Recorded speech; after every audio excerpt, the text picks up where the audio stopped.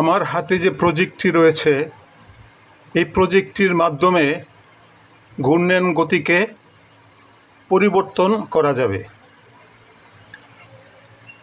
এখানে উপরে একটি গিয়ার রয়েছে, এটা ড্রাইভ গিয়ার বা চালক গিয়ার, এবং নিচে যে গিয়ারটি রয়েছে এটা ড্রিভেন গিয়ার বা চালিকা গিয়ার।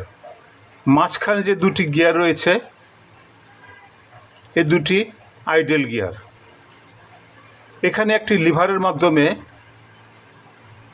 এই গিয়ারগুলি পরিবর্তন করা যাবে। এখন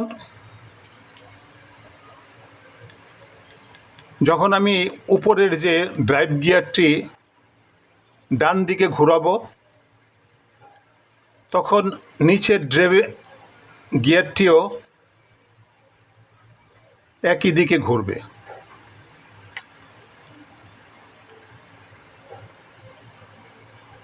এরপর আমি যখন এই লিভারটি নিচের দিকে দেব তখন উপরের ড্রাইভ গিয়ারটি যখন ডান দিকে ঘোরাবো নিচের ড্রিভেন গিয়ারটি বাঁ দিকে ঘুরবে। এইভাবে এই যন্ত্র কৌশলটি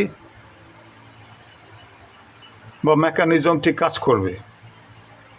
এটা আমাদের দেশে লেদ মেশিনের পিছনের অংশে বিভিন্ন কাজে এই যন্ত্র কৌশলটি ব্যবহার হয়ে থাকে।